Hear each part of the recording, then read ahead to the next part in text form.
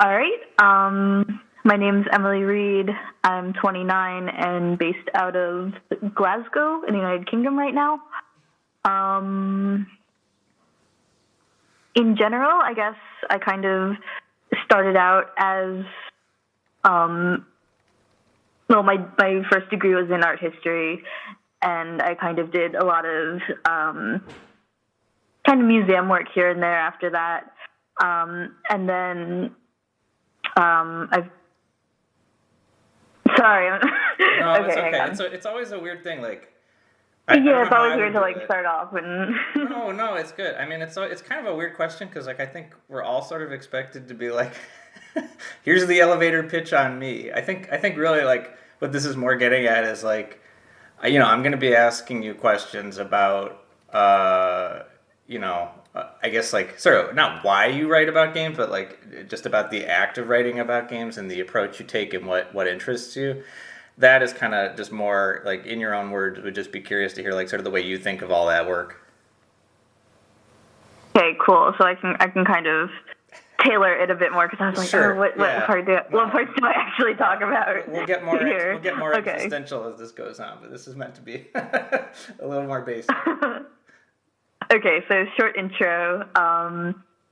My name's Emilie Reed. I'm currently 29 years old and based in Glasgow in the United Kingdom. I'm kind of coming to writing about games from an art history perspective because my background has been art history with a focus on kind of modern and contemporary era and museum work and curation around those art movements, but I kind of got into looking at and talking about the ways that video games and technology are depicted in art, and also how video games are kind of increasingly being added to museum collections and exhibitions, and kind of, what's going on there. So yeah, that's the angle that I'm coming at things from. Yeah. I don't know. Obviously, there's a ton to talk about in there, and I mean, maybe a place to dive in. I think I saw, that you've been doing a lot of thinking about.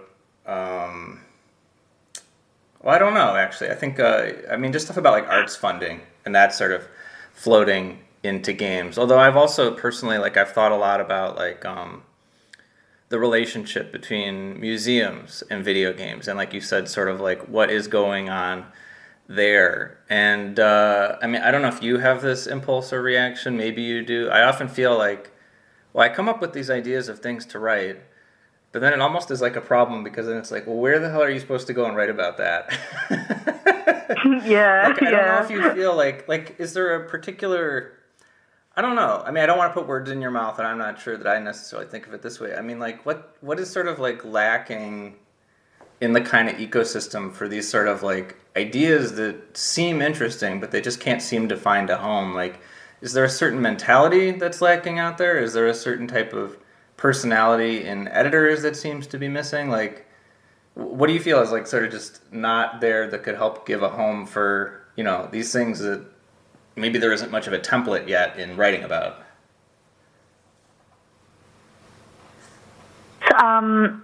I don't know. I kind of got my start thinking and writing about games because I wrote for the Arcade Review, which was kind of a digital arts but very video games oriented magazine that I think was from 2014 to 2017. So that was kind of a real sweet spot in terms of it was really open to kind of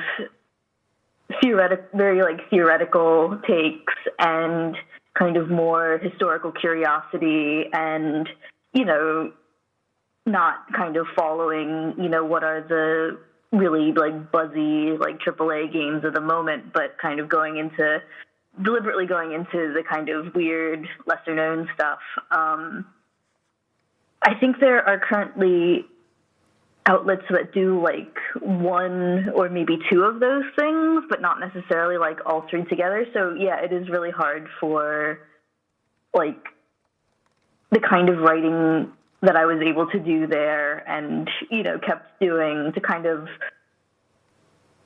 to kind of find a home. And when I find really interesting writing now, it does seem to be a lot on people's personal websites, just because, I don't know, there's a few sites that do run these really interesting pitches, but, you don't, when you have one of these ideas, you don't really know who to approach or, right. Where to take it. So yeah, I think there's not really like a specific site that I'd be like, this is where you pitch, kind of your more like theoretical or more historical angle on video games specifically right now. Yeah. I don't know if I just don't know about it, but yeah, it does seem like, there's venues that are kind of like, oh, we do like some stuff that's like kind of tech oriented and incorporates like theory or history or criticism, but they don't run like much about video games. So yeah, it's kind of like, there's no particular venue that's we like deliberately like, we want this. Yeah.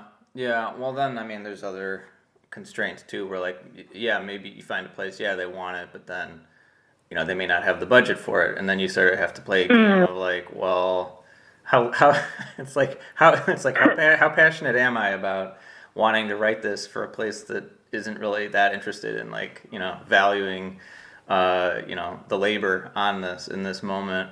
But I mean, rather than like get into a thing all about capitalism and all that right now, right off the bat, like, we can get to that later. We'll solve it later. But like, I guess like when it comes to like these sort of overlooked elements, I mean, you mentioned briefly, your background touching on art history and museum studies and creative writing. I mean, there's a lot of different fields that you're pulling together in your work.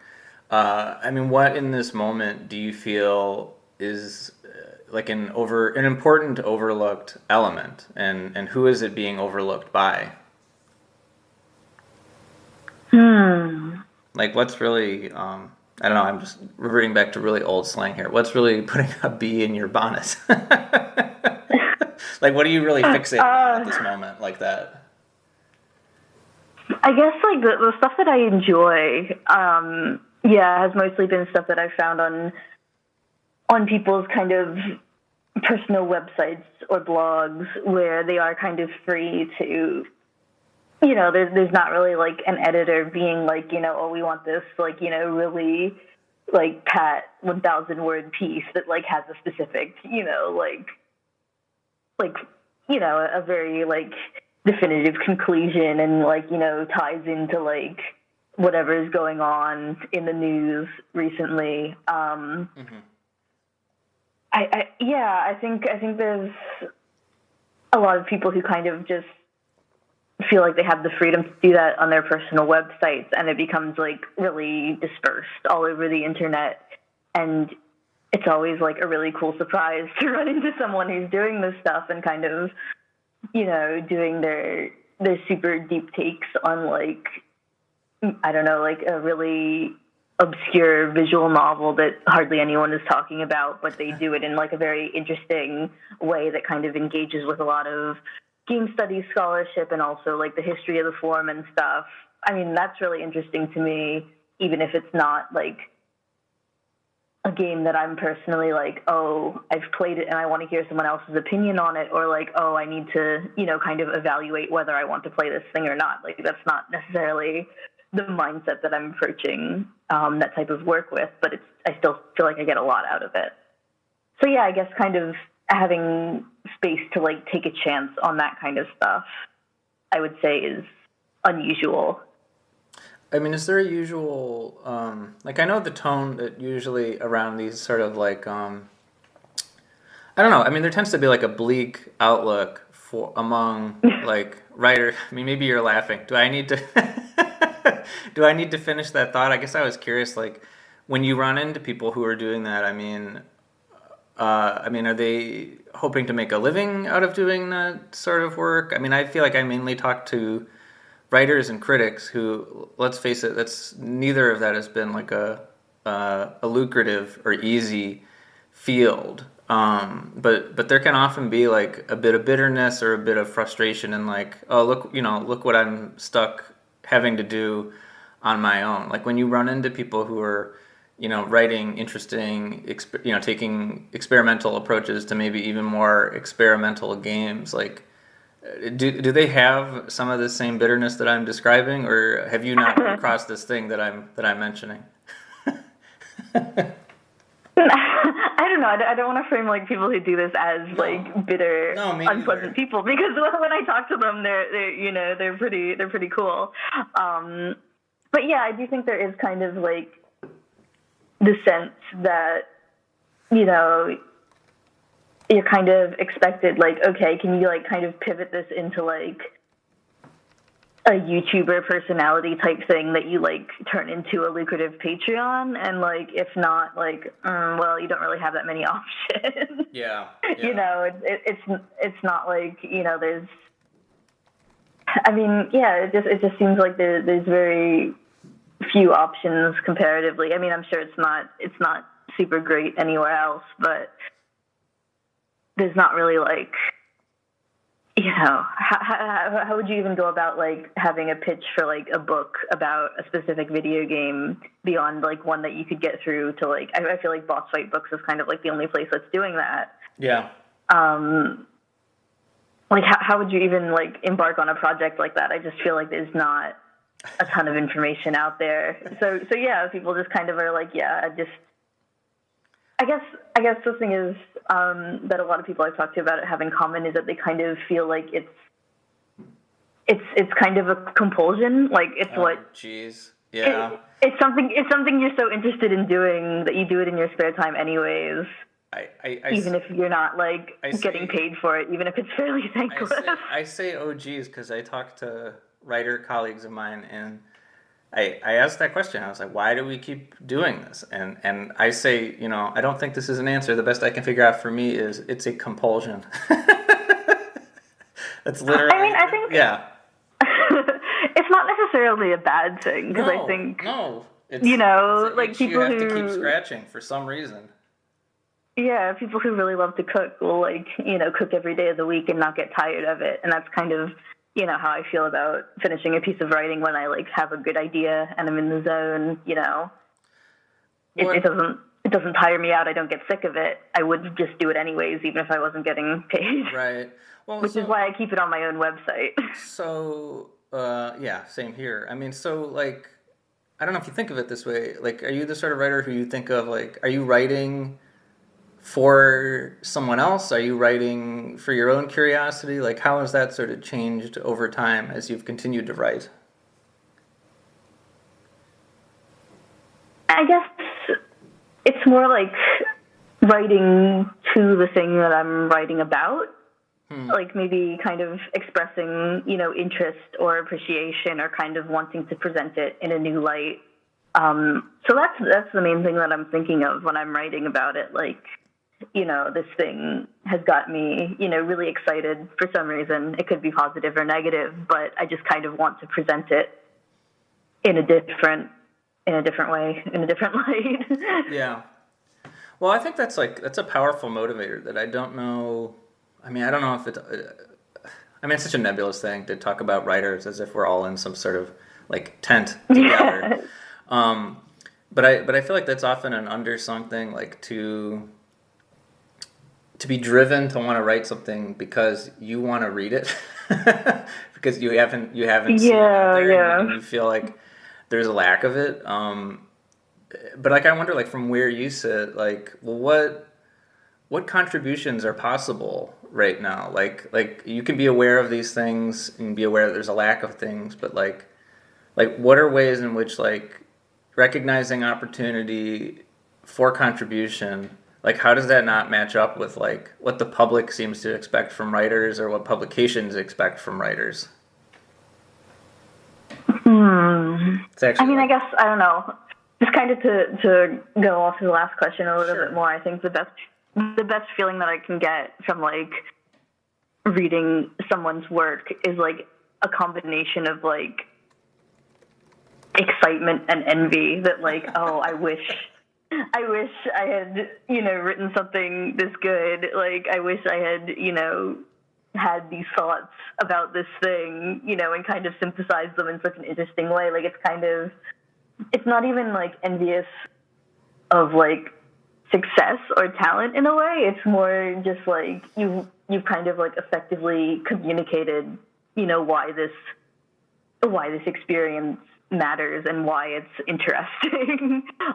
Which I guess, that's kind of the goal of, like, a more kind of arts criticism oriented writing. So I guess, that's obviously more of my angle. Yeah. Well, But yeah.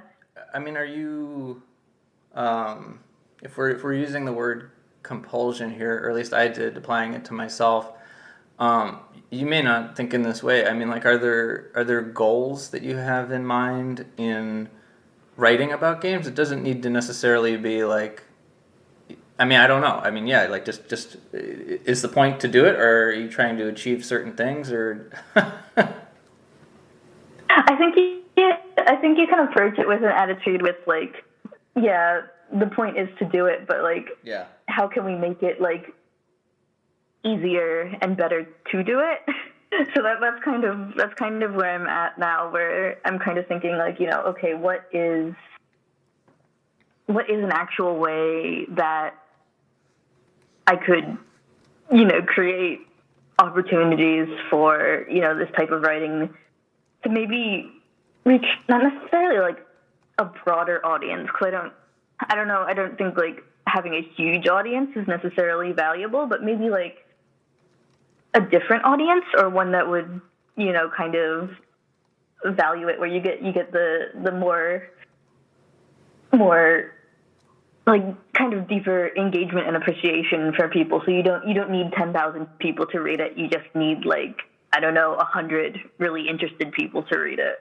Right. And I think if you were to, like, if we could measure attention on some sort of abstract heat map, probably the interest from that, I would go even lower. I mean, like, it would be great if it reaches 30 people. Like, from 30 to 100 people, it would probably be equivalent to, like, 1,000 quote-unquote normal readers, or people who aren't as likely to read it. I mean, that's the way I kind of think about it, is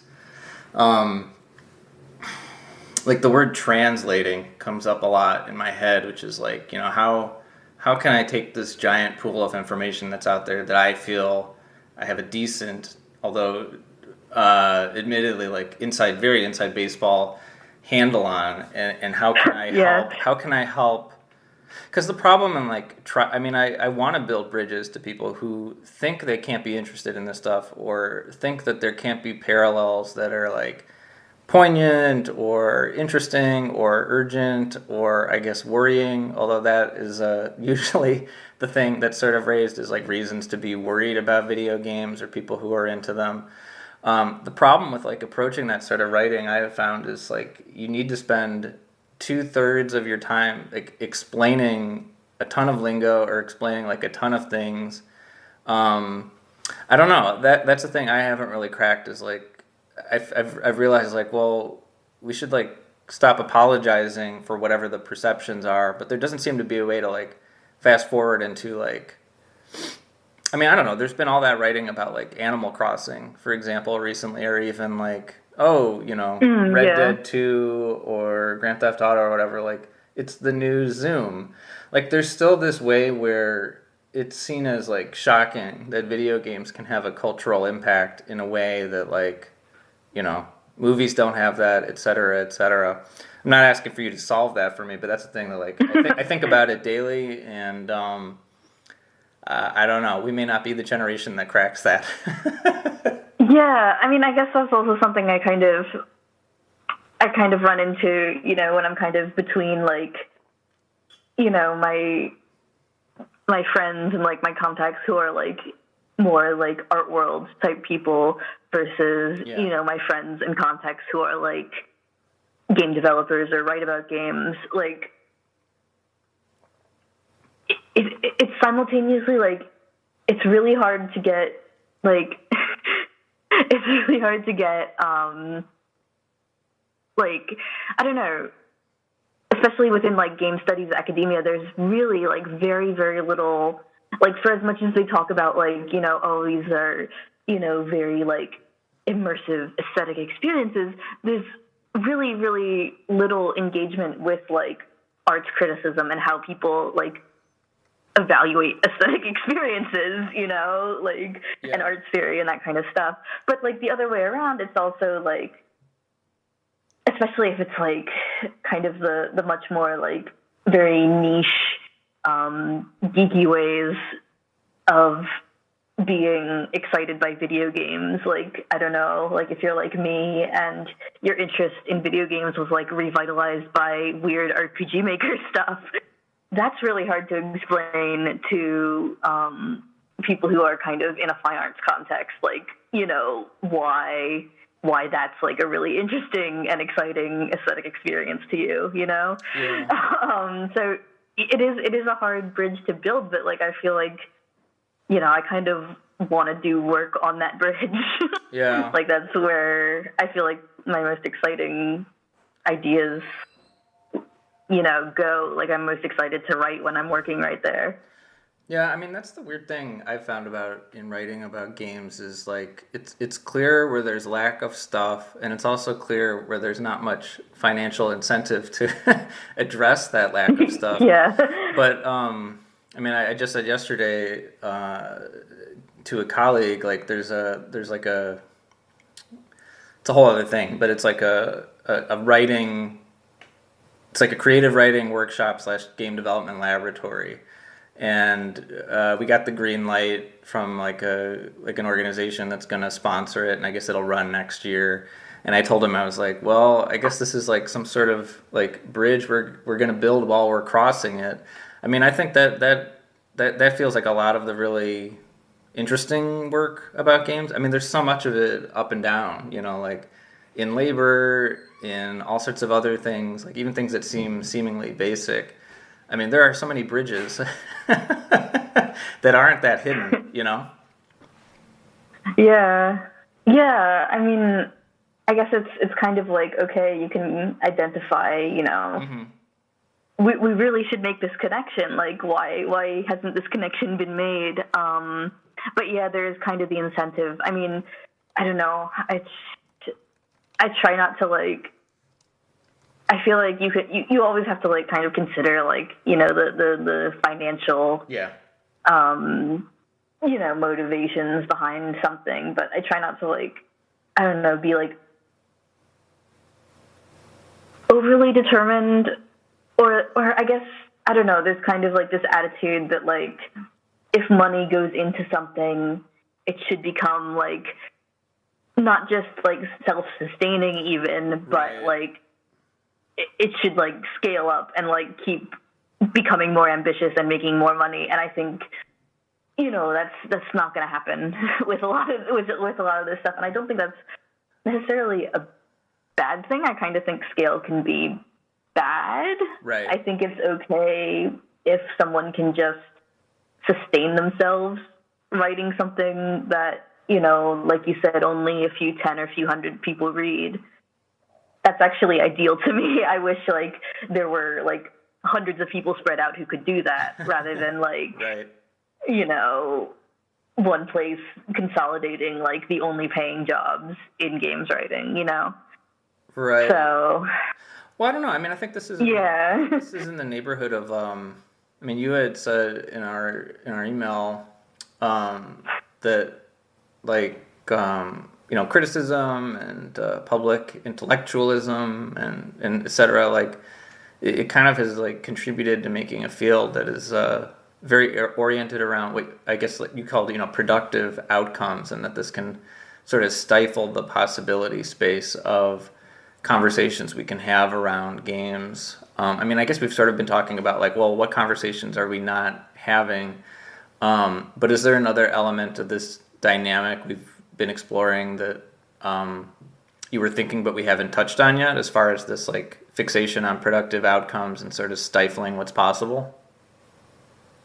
Yeah, I mean, I guess that's kind of part of the scale thing, because it's kind of seen as like, you know, your writing is most effective if you're writing about like a game or an issue that's like currently a really big deal, because then more people will be interested in your work. And then, and like, I guess the kind of implied and then is like, and then, you know, Polygon gets more ad revenue, because that's kind of what their structure is based around. But I don't think that's like meaningful to someone who, you know, is trying to have their own site or like make their own space that isn't like reliant on running ads.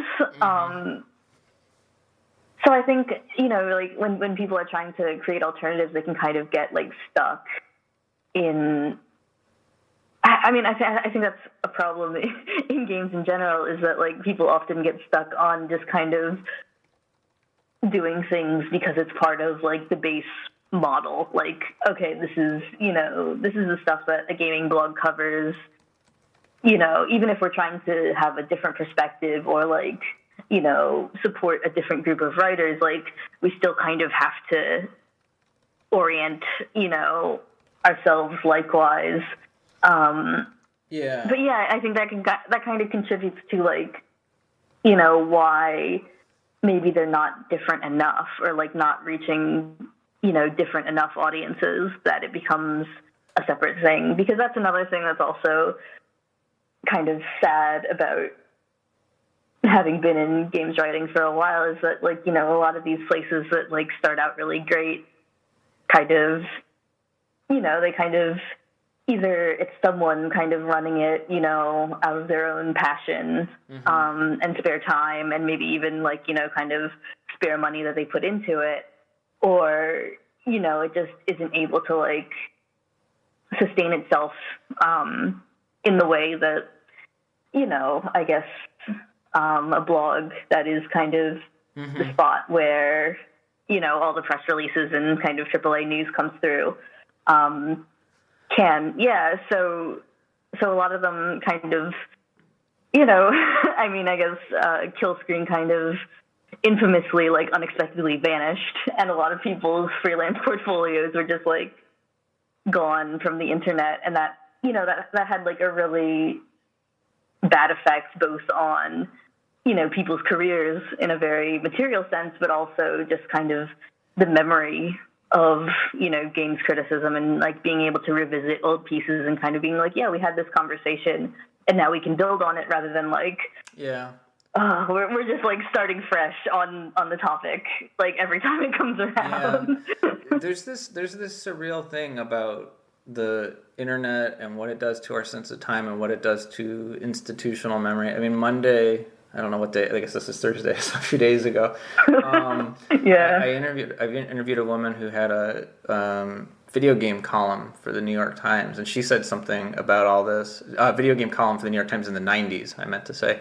And she said there's this weird thing where, like, we are more aware of things that were said 100 years ago than things that were said 10 days ago. And I think that's true with a lot of the internet, but there is this perpetual loop in video game circles, in many video game circles, of, hey, this thing we're talking about, this is the first time anyone's realized this is the first time anyone's discussed it.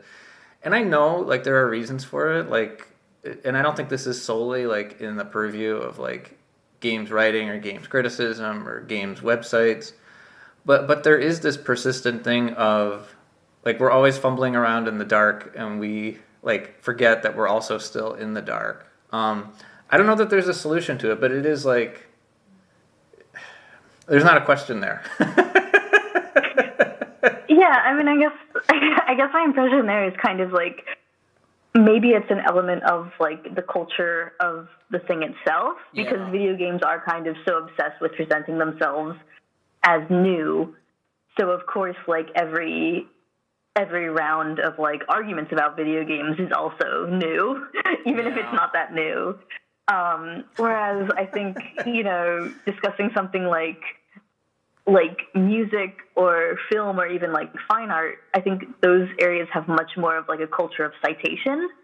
So they're kind of like, oh, like, you know, these are the influences that played into this, and it's actually like valuable to tease out those things.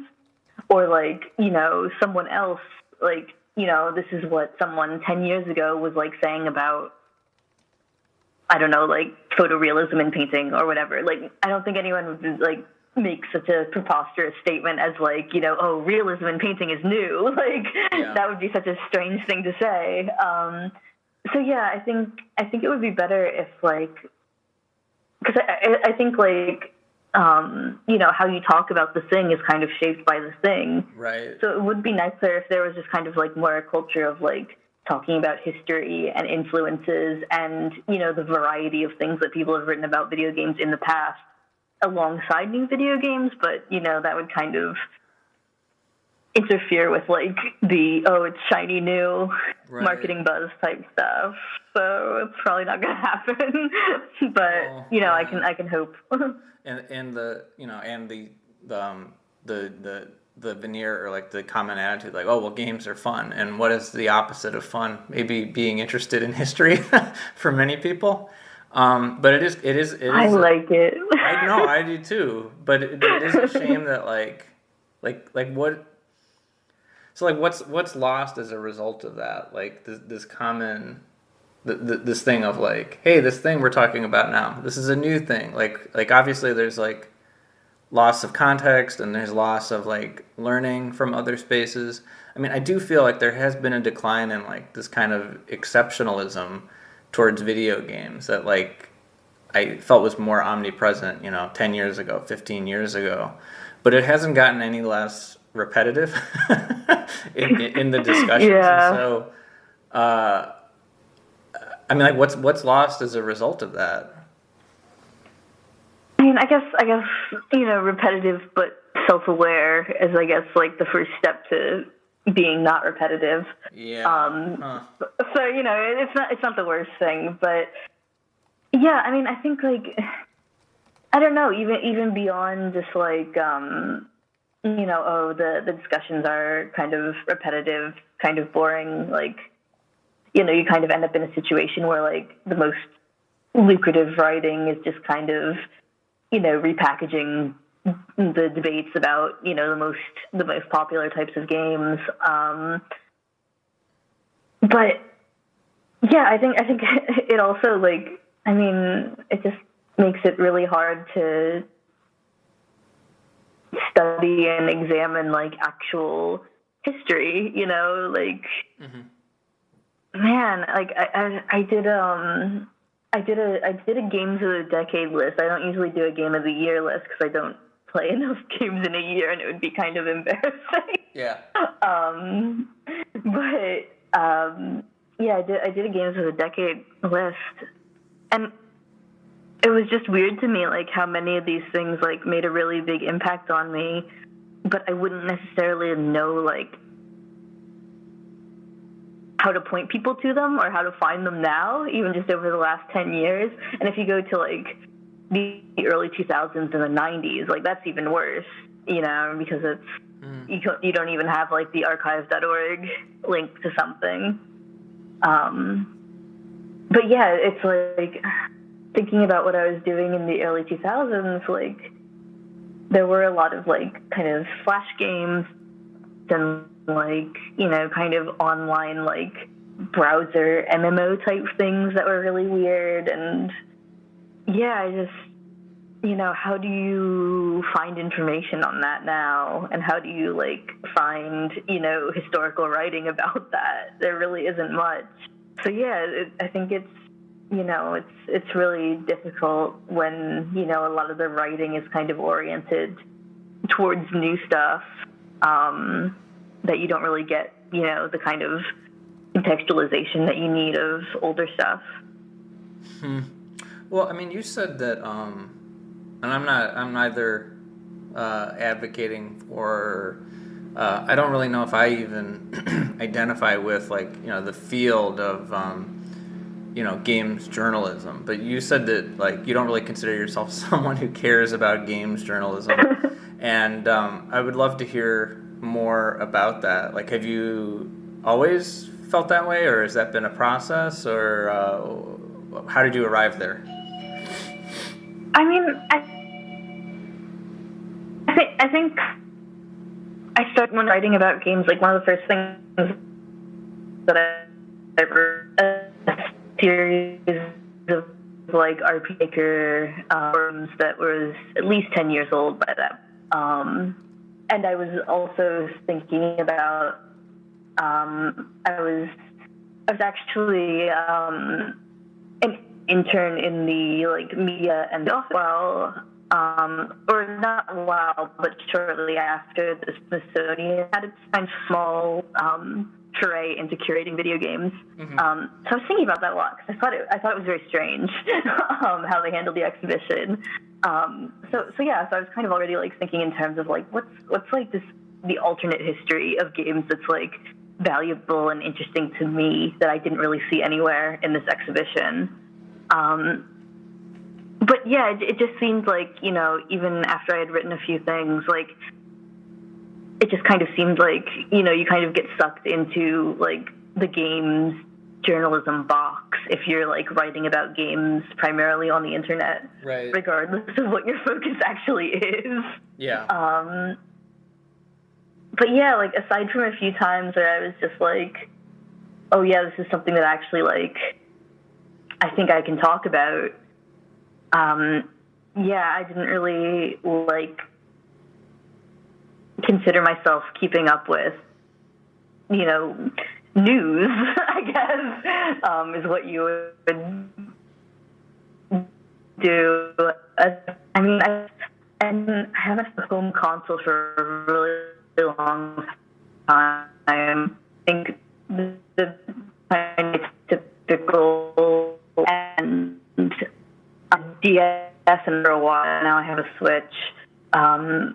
So yeah, that's about how I'm, you know, limited in terms of like what games I can play. So I obviously like wasn't following any of the main like AAA franchises or anything. Mm-hmm. So yeah, I was always kind of like, you know, people kind of talk to me like I'm involved in games journalism or have like games journalism adjacent goals, but I never really saw myself as interested in what that entailed. Do you think like is too much importance placed on or expected from, I don't know what the right word, like I guess like that ecosystem of games media? It is, because it is like I don't know, I mean, I even sort of like prefaced with that myself here. It's just like, well, it's not really what I'm doing here, although I have a background in entertainment journalism. But like, I mean, I remember even when I started writing about games, you know, 15 years ago, the big thing was to debate like that phrase, games journalist, you know. Oh, are you a games journalist? What is games journalism? Like, there's something about those two words together. People don't really question that anymore. But I don't know. I mean, I guess like I feel like there's this attitude of like, well, you know, there are all these known problems in the field, and games media needs to do a better job of X, Y, and Z. But at the same time, like, even earlier in this call, you and I were talking about like, well, there's sort of this like bread and butter approach that those sites take to covering games. Even if they say they have other goals, they do wind up doing many of the same things. Like, maybe you just don't intersect with it that much, but I am curious, like, if you feel like is too much importance placed on those websites, or is too much expected from them in light of, like, you know, the whole totality of like what games are and the way people relate to them and the problems that are there and the stories that can be told. Yeah, I mean, I don't know. I guess if you're really looking for like a career, those are kind of like the only full-time positions that exist. Right. For writing about games outside of like becoming an academic. And even then, that's kind of slim pickings as well. Yeah. So yeah, I guess, yeah, it's frustrating because I kind of get like, you know, you kind of want to, if you want to write about games, you do benefit to like frame yourself and market yourself that way because like those are the only full-time jobs, unless you kind of want to, you know, do really awkward freelancing, trying to like, you know, trying to like slide into like the few like non-news cracks that exist there. Yeah, that's kind of how you have to frame yourself. Awkward how? And I mean, I guess I don't know. I've always felt, because I've kind of done like a few, kind of a piece that's about something that's relevant to my expertise, but it appears on a news site. Yeah. And it's always kind of a weird process because, like, it's kind of like, okay, you kind of have to match, the kind of style and tone and intent of the website. You kind of have to keep your thoughts, like, under 2,000 words, which I'm really bad at. Yeah, same here. Yeah, and so, and I feel like, I kind of send the article in, and a lot of it, like, remains intact, but there's really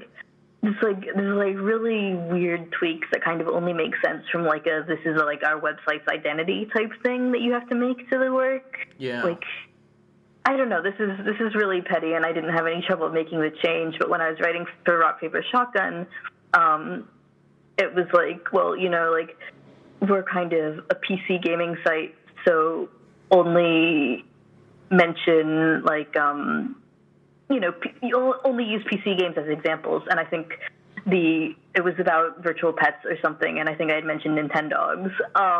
Yeah. So I was like, oh, that's kind of weird though. Like, I get it, like, you're a PC gaming site, but in more of like a critical theory context, I don't think like people would say like, oh yeah, that's like a big enough, outlier that you should just take that out of your examples. Like, I think there would be room to be like, okay, yeah, like a DS game can probably like, influence PC games or be influenced by PC games. So yeah, I think it's just kind of an awkward fit a lot of the time for my particular like intent and style. Well, it's a good word for it. It is awkward. I've run into that too. I mean, I've felt this push-pull where, like, this is a kind of crude binary, but like, I feel like there tend to be people who are writers first and nerds second, and then people who are nerds first and writers second. And I guess you can replace historian with writer. And I guess there's like, that is kind of a strange thing of like, well, why do you have to scrub out this mention? I mean, even people who read about PC games know that there are other things out there that aren't PC games, right? Yeah. It's like it will. I mean, it's probably just like kind of like a style guide level thing. So it's just So it's always kind of, I don't know, difficult. I don't know. I guess.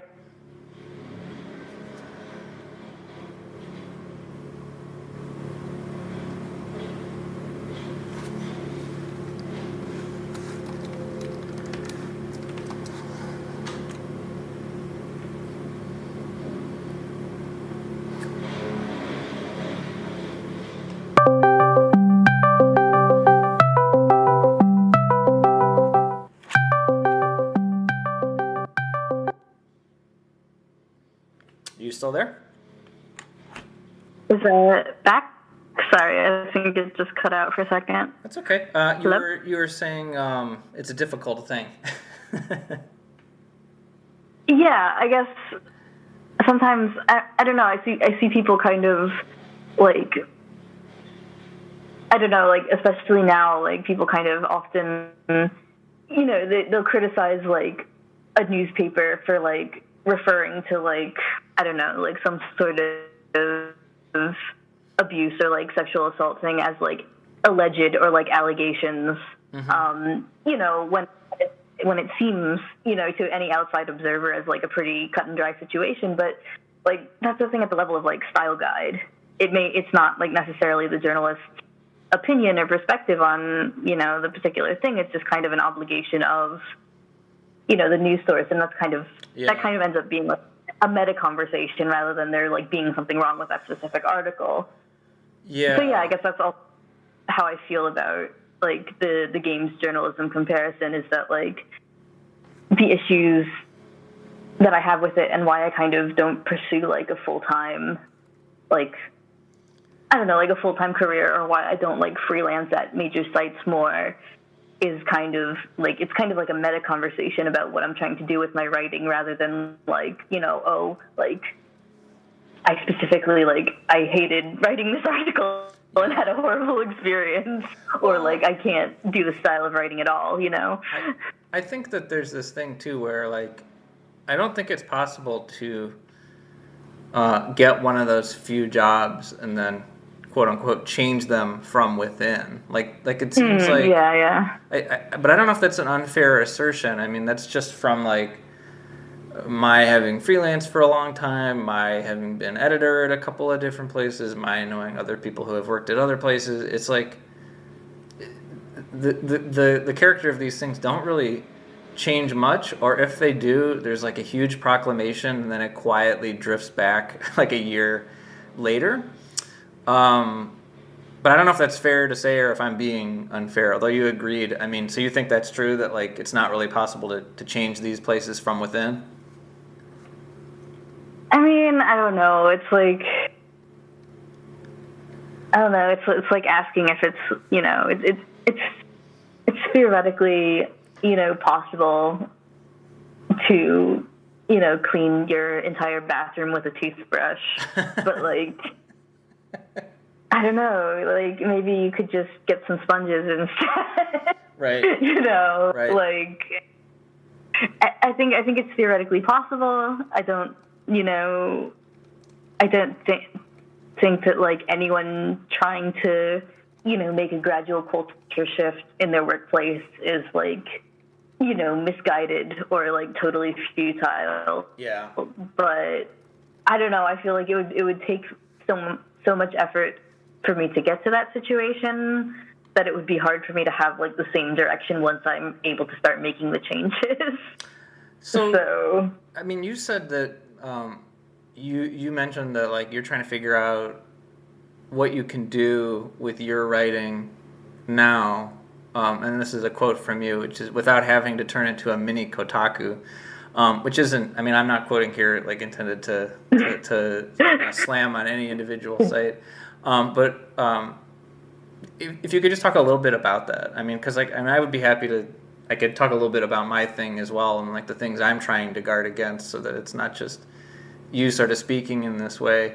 But if you could talk a little bit about that and sort of like why that's important to you, because I think like among writers, like we have this shorthand and we understand these things, but I don't think like if there is such a thing as a typical reader. I mean, I don't think that like a typical reader even understands that like the headline on a piece isn't necessarily decided, written by, or agreed upon by the person who the article says it's by. Yeah, that's another awkward thing about. Yeah, so I mean, there's many levels. Right in that context. There's many levels to like misunderstanding in this. So, what are you trying to guard against, rather than this being a thing about Kotaku and our opinions of it? Yeah, I mean, I guess, yeah, like, I don't know, I guess it's less like, you know, I distinctly think, like, you know, the quality or, like, the writers at, like, typical news sites, you know, are bad. It's more that, I don't know, it's just that almost everything that happens at those sites are kind of oriented around like reaching the largest number of people. Yeah. So even if they do end up like, you know, giving like very brief coverage to, you know, an indie game or something like that, it's usually like with the tone of like, you know, try it, you know, go for it. It's great. You mean like code for like, you won't mind this or you won't hate this? Yeah, I mean, I think that's how a lot of like, I mean, surely unintentionally, I don't doubt that like the people who do these features are, you know, kind of doing their best to incorporate, you know, indie games into a place that like is primarily oriented around non-indie games. But yeah, it just kind of come up with like, you know, come on, you know, it's free or it's only like $3, you know, so what's the worst? Like you're going to spend, you know, $60 on like the new Far Cry or whatever. Like, come on. Which, you know, I think that's oriented towards reaching the people who like already have a very specific view of video games and kind of building out that audience, because it's already kind of been proven to be large, and also to be people who like, you know, check Polygon or Kotaku every day. Whereas, yeah, I kind of want to think about, you know, how can I make something that's like deliberately doing something different and not just kind of following like that structure, but from a different angle. Yeah. So yeah. I mean, I think you said... Yeah, that's kind of what I meant by that. I think you said... I mean, I think this is a little different from not having necessarily a big interest in it. I mean, you were saying, like, if...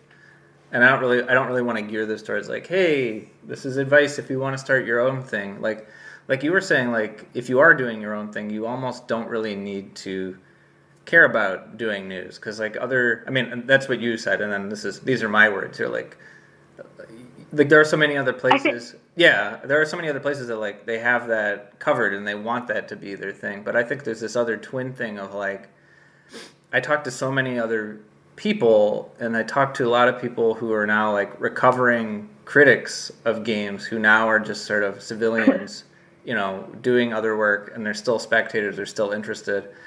There's this sort of desire and question for like, well, how can we decelerate the idea of conversations around games? So like, you know, in other words, like you mentioned the new Far Cry game, like a lot of people will feel quote unquote behind if they haven't finished that new Far Cry game, you know, 2 days after it comes out, and they don't have an opinion about it, and they don't, you know, at least that's sort of what I took to mean by like, you know, you don't need to care about news. Like there are other places to focus that can like zoom out much more, is the way that I sort of describe it, like a way to zoom out.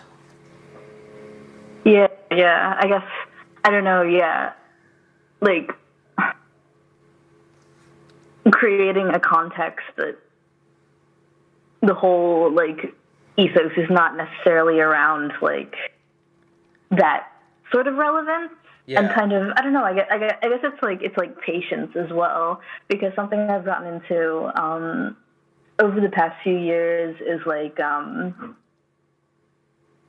writing zines, submitting to zines, and like going to zine fairs, and like, you know, being a person who still like, you know, mails out these little booklets, like just takes them to the post office, you know. Yeah. And in that sense, you know, there might be, you know, a zine that, you know, I got from someone at a zine fair, and like I had like, you know, maybe like 10 minutes of contact with them, and I finished reading it in like, you know, 15 minutes or so. They're usually like, you know, just 8 to 12 page booklet things. Mm-hmm.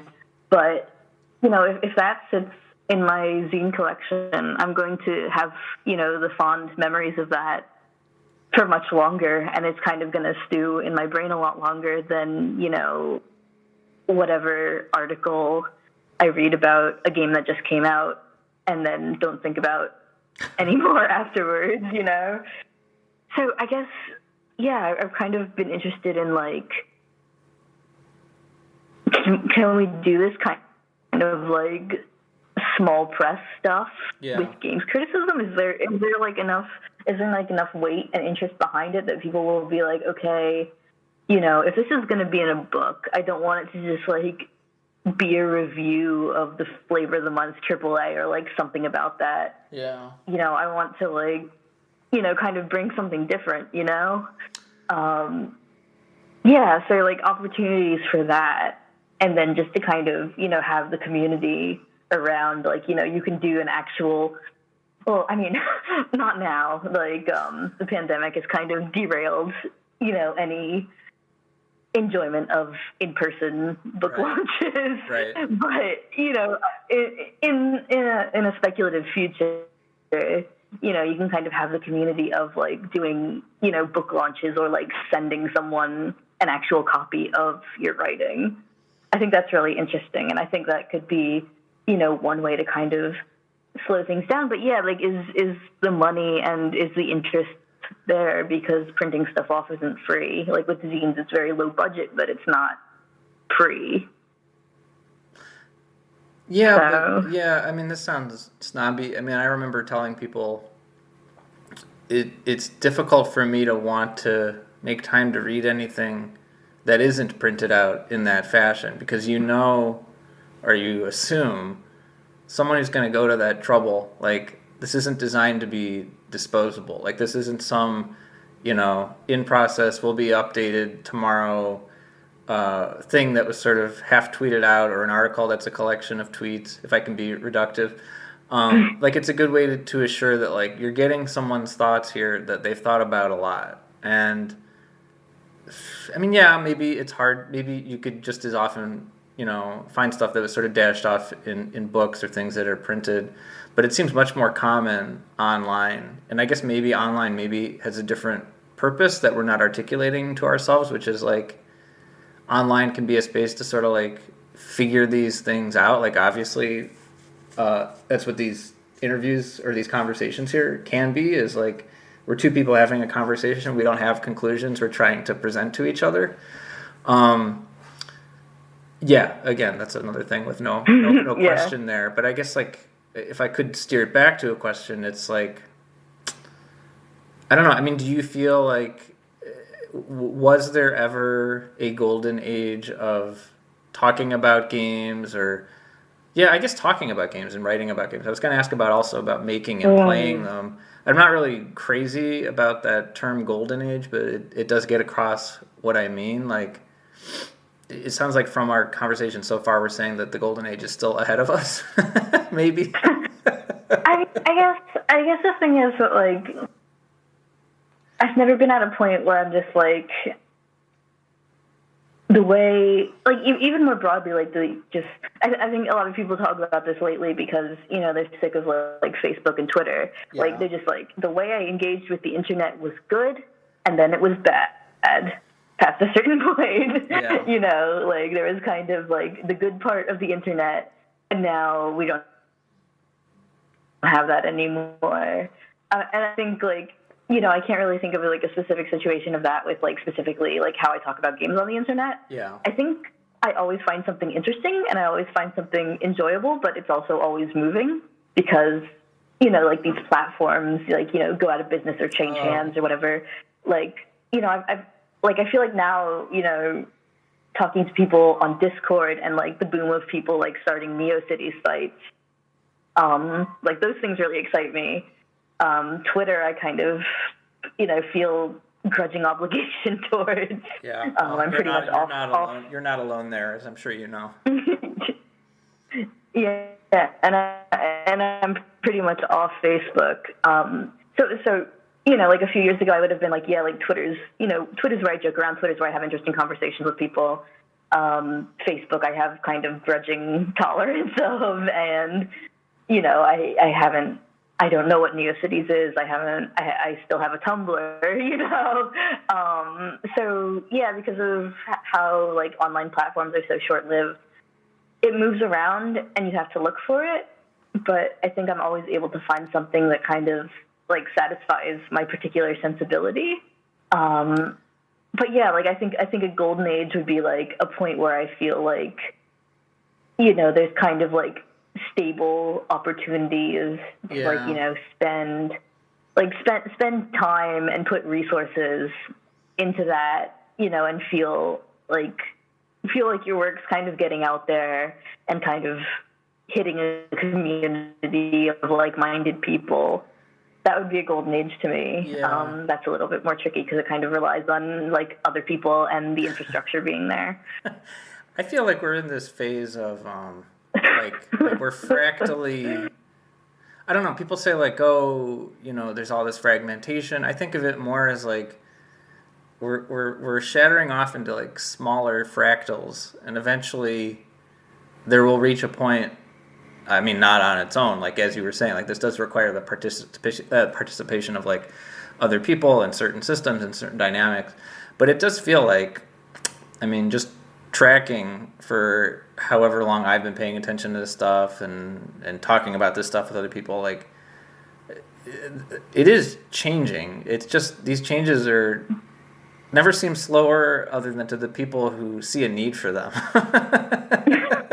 You know? Yeah. Because it seems so Yeah. clear, and it seems like it would be so easy to do, and it's right there. But it is dependent on other people sort of getting there and all sorts of other unpaid labor to get there. Yeah, and I guess the other thing is that like the like any any positive things are also like mixed in with a bunch of weird or disappointing things. Yes. Like kind of like, oh god, there's like a really really insufferable furor about like an article's title this week or something like that, and you're just like, ugh, we're back at square one, this sucks. Are you referring to a specific thing, or is that a hypothetical? I mean, that just happens sometimes. Like, people are kind of talking about it like, oh, is this like deliberate? Like, do these sites like, literally like just kind of deliberately put out an article with like a much more divisive title than like the content actually implies? And I think that's pretty true. Yes, that's pretty proven by this point. I mean, and then I was asking if it was hypothetical or not because like a friend of a friend got their first piece up on I think one of the websites we've mentioned so far, and they sent it to me and they told me that their friend is really upset because the editing wasn't handled that great, and it was actually edited to be totally counter to what the writer was intending. And they sent it to me, and like I could tell instantly by the headline. I was like, no introspective, thoughtful writer would put this headline on this exactly, piece. Like yeah. It has that cold, calculated, algorithm ready, SEO friendly headline that like it's designed for humans secondarily. It's just meant to get picked up and inflamed first. And that's the thing. Like it's not random luck that happens. It's very much by design. Yeah, and then like the whole conversation that kind of spins out is like based on people's immediate feelings about the title or the thing rather than the actual piece. So yeah, right. It's really frustrating when that happens. And I think it's kind of harder to like jump into that mood when, I don't know, this is gonna make me sound like super old, but like if you're reading like a publication on a piece of paper and like you read something and like you get like that kind of like I think you like kind of keep reading it to figure out what the author actually means as opposed to like immediately getting mad. Well, there's less room for clickbaity type things when you have like finite physical space to print in. Like you have to usually the point has to be what the point is, and unless the writer is some sort of trickster or something, or I don't know, that's a really weird slang term to use. It's unusual, and I don't know. I mean, I think I have just one last question here for you. Although I know we jumped around a bunch, and I know you wrote quite a bit in our emails. Was there something else you wanted to touch on that we just didn't happen to get to yet? I mean, I guess, I don't know. I always get really self-conscious because, like, I don't know. I guess there's kind of this thing where people will be like, oh, it's like, it's so much easier to be negative. It's harder to find things that you like. And I get like really self-conscious, like, oh no, is that me? Am I the person who's just like, just like being upset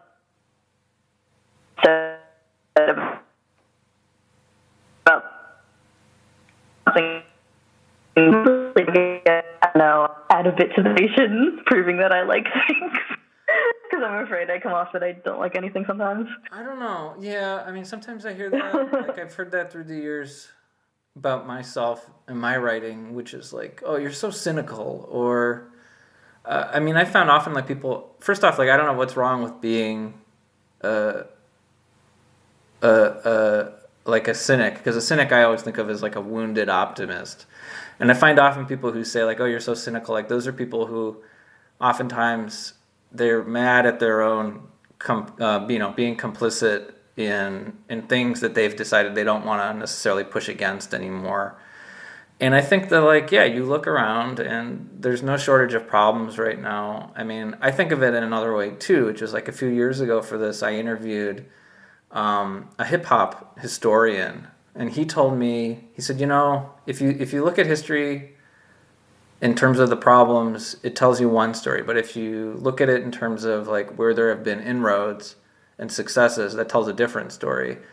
But I think it's so difficult to understand, like, well, where are we making inroads unless we have a clear understanding of like what the problems are and like what are we doing to combat them. So I don't know. It does seem to be an often vocalized thing in games of like, yeah, we know there are all these problems, but we're working to fix them, and we've already fixed them. So what's your problem? There's this often. We're working on it. Yeah. I often feel like, well, who's gaslighting who here? So I don't know. I mean, I don't know. I don't think it's like that degree of like seriousness as like deliberately trying to like mislead someone or manipulate someone. I think it does have to do with your attitude and also like your kind of position and your kind of ethos to it. Like I think people who are like, I feel like I can like I admit, games journalism as an institution has some problems, but I kind of, really want to write about these things. Mm-hmm. Like, I don't know. I think, they might say, yeah, I come across as really cynical about the potential of games journalism, but I think it's just because, I have a much different attitude about what I want my own work to accomplish, and I feel like there isn't room for it. So I think it's more of like a back and forth rather than like, what one group like deliberately trying to mislead the other. I think it's kind of a matter of perspective. Yeah, I can relate to that. Yeah. Okay, well, so I'll ask you this last question, and I guess with that said, maybe you'll be deliberate in a different direction had I not talked about all that. But what do you feel video games have accomplished? I mean, I don't know. I think it's kind of it's interesting and weird and amazing the things that they accomplish sometimes, but not in the way that people like are like, oh, look at this, this Ellen Page model. It has so many polygons or whatever. Like, definitely not in that way. Yeah. I guess it's just kind of like the way that it's kind of. I guess it can be like really good and also like really scary. The degree to which it's like incorporated into technology in general, how much like what we do with video games shapes what we do with technology in general, and also like the degree of. I'm trying to think of, like, there's a specific marketing term that they use for it, but just the degree that, like, people who do not, like, consider themselves gamers or even to be playing video games still probably play video games or, like, at least know about them or have some sort of cultural relationship to them. Like, that's something that a lot of the fine arts don't really have. And I also think, especially experimental games, they're able to do really interesting things with aesthetics and also with like the history of technology and kind of make really kind of not necessarily statements, but just kind of experimental presuppositions about, what can we do with this? What is it doing? I've been playing I guess I've kind of been like very visual novel oriented lately. But I just finished The Silver Case and then the sequel, The 25th Ward, which are a series of visual novels by Suda 51.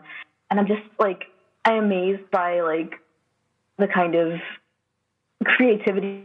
Even though it's like a very like low tech type of game, it runs completely fine on my laptop that's absolutely not designed for gaming.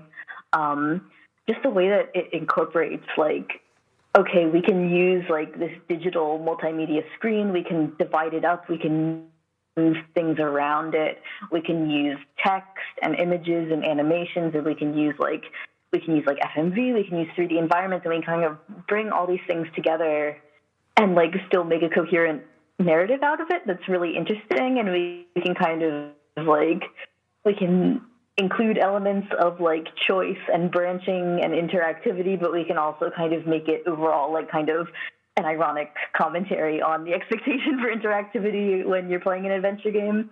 It's just like, it's doing so much, and it's really engaging with the technology rather than kind of trying to make the technology into magic. Like it's trying, instead of like trying to make it into magic or like make it into perfect realism. So that's what I think video games do that is interesting and exciting to me, and what I like about them.